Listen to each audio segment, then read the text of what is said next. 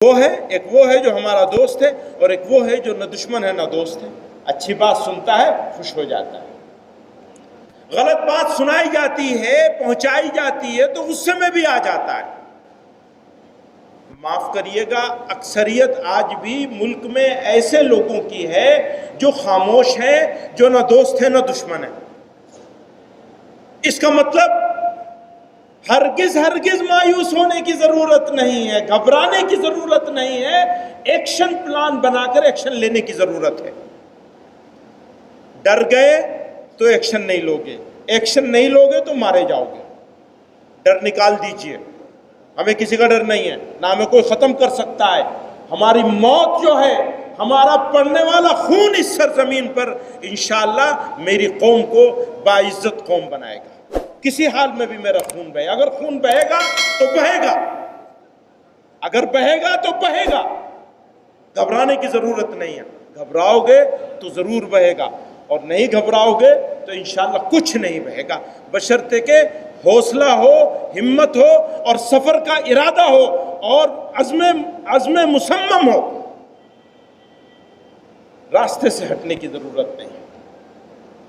جب ہمیں معلوم ہو گیا کہ ابھی بھی اس ملک میں بسنے والے لوگوں کی اکثریت نہ دوست ہے نہ دشمن ہے، تو ہمیں اس کو دوست بنانے کے اوپر کام کرنا چاہیے۔ کیسے دوستی ہو؟ اجی ڈر کے مارے انہوں نے پیڑ لگانے شروع کر دیے۔ جی نہیں، ڈر کے مارے پیڑ نہیں لگانے شروع کیے ہیں، ہم نے ان لوگوں کے ساتھ جن کو دوست بنایا جا سکتا ہے ان کے ساتھ مل کر کچھ کام کرنے کی نیت سے پیڑ لگانا شروع کیا ہے۔ اور پیڑ تو ویسے بھی صدقہ جاریہ ہے، وہ الگ ہے، اس کو بتانے کی ضرورت نہیں۔ ان کے ساتھ مل کر کیوں کرنا چاہ رہے ہیں؟ ان کے اسپتالوں میں جا کر کیوں ہم پھل تقسیم کرنے کی بات سوچ رہے ہیں؟ ان کے لیے خدمت خلق کی نیت سے ان کے پاس جا کر کام کرنے کے بارے میں کیوں سوچ رہے ہیں؟ ان کے اوپر اگر ظلم ہوتا ہے تو اس ظلم کے خلاف ہم لڑائی لڑنے کی بات کیوں کر رہے ہیں؟ ہمارے حضرت فرمایا کرتے تھے، یہ ملک اقلیتوں کی اکثریت کا ملک ہے۔ کہیں ایسا نہ ہو ہمارا طرز عمل، ہاں مجھے کہا لوگوں نے، مجھے لکھا ہے لوگوں نے کہ یہ تو مودی کے دوست ہو گئے۔ کیوں کہا ہے کہ مودی کے دوست ہو گئے؟ ذرا غور کیجئے اس کے اوپر۔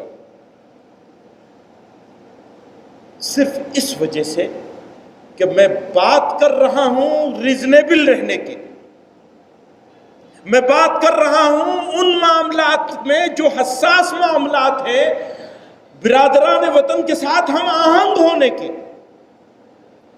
آپ سمجھ رہے؟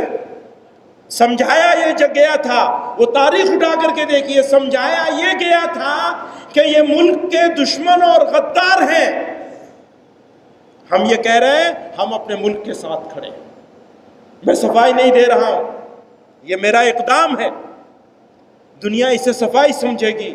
جمعیت علماء اگر یہ فیصلہ 1951 میں کر رہی تھی، 1963 میں کیا تھا، اور آج کیا ہے جمعیت علماء نے، اور 2010 میں کیا تھا، اور آج پھر کیا ہے 2019 میں، تو کسی کے دباؤ یا ڈر یا کسی کو خوش کرنے کے لیے نہیں کیا ہے،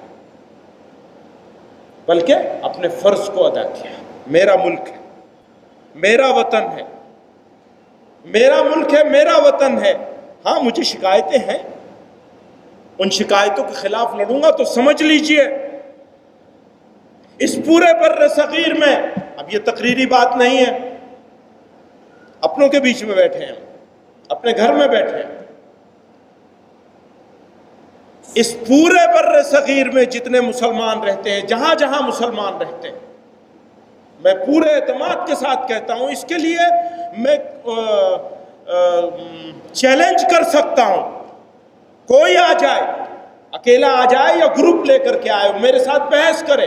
اس پورے بر صغیر میں جتنے مسلمان رہتے ہیں، بھارت کا مسلمان سب خرابیوں کے باوجود، دھیان رہے اسٹیٹمنٹ پہ، دھیان رہے، سب خرابیوں کے باوجود، خرابیوں کا اقرار ہے، سب خرابیوں کے باوجود الحمدللہ آج بھی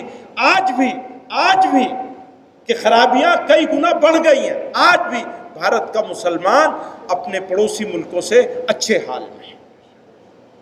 مثالیں بھی دے سکتا ہوں، لیکن ضرورت نہیں، ضرورت پڑے تو مجھ سے مثالیں بھی لے لیجئے گا. میں تائید میں لمبی بات کر دی ہے، ایک تجویز اور رہ گئی، اس کو جلدی سے پڑھ لیا جائے، پھر حضرت صدر محترم کا بیان.